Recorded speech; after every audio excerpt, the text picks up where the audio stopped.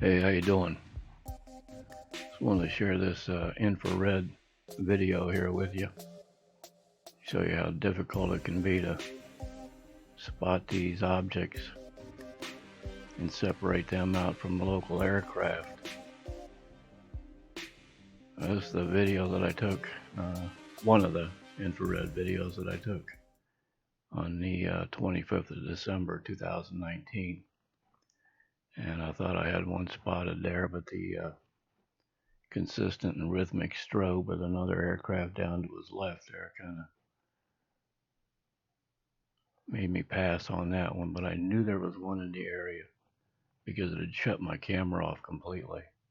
And then bingo, there he is. No strobes, much brighter than everybody else in the background. It's not a satellite, it's going too slow. Check it out. Of secrecy. The idea is to deceive. There is a manual, you well know, that MJ12, which also states to discourage witnesses, to put out false statements, to protect the secrecy of this 1947 event. One of the first documents that I got was entitled Extraterrestrial Entities and Technology Recovery and Disposal. The content of the Special Operations Manual is really quite stunning. It explains why it's so important to keep it secret and how they go about the process, how they keep the public in the dark, what lies they tell them, what deceptive statements. Great care must be taken to preserve the security of any location where extraterrestrial technology might be retrievable for scientific study. The most desirable response would be that nothing unusual has occurred. It may become necessary to issue false statements to preserve the security of the site. We continue to study the Special Operations Manual and look at each aspect of it and try to determine the authenticity of it. Subtleties like the use of the term Central Intelligence instead of Central Intelligence Agency show a subtle amount of arrogance that is indicative of the Central Intelligence Agency in 1954. The 32-page Special Operations Manual also includes the Extraterrestrial Technology Classification Table. It details procedures for retrieval of crashed saucers, how to handle organic matter, and where to ship the bodies.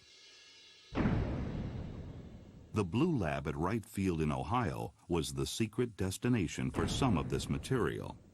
A young woman named June Crane worked in a classified office at the base. Shortly before she died, she told her story. I started at Wright-Patterson in '42. I was 18 years old, and all of the people I worked with were older than me. So I'm probably the last survivor of my lab group and probably the last one still around to talk about it. I had a Q clearance. I worked with scientists and with engineers. I knew a man named Clarence Smith. He was a master sergeant.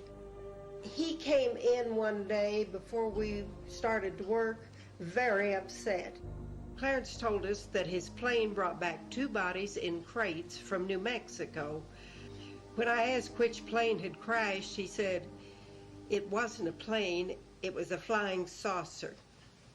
Well, they knew of 3 crashes that I was aware of by 1952. Maybe there were more. In '52, there was a crash cover-up. Roswell was in '47. That balloon story was a damn lie then, and it's still a lie.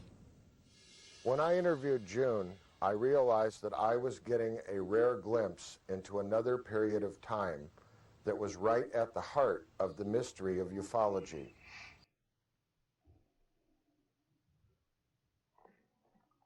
Like I said before, the images from this, some of them are on that December 25th, 2019 video.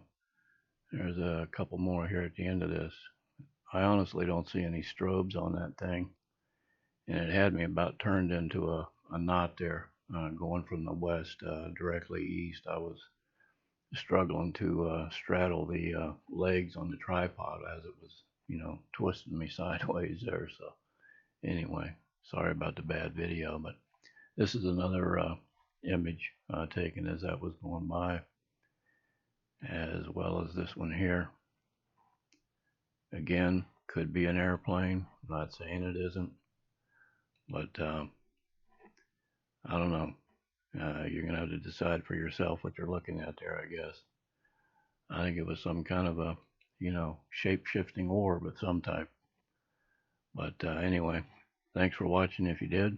Thanks for subscribing if you do. And whatever you're doing out there, you be sure and take care. Thanks again.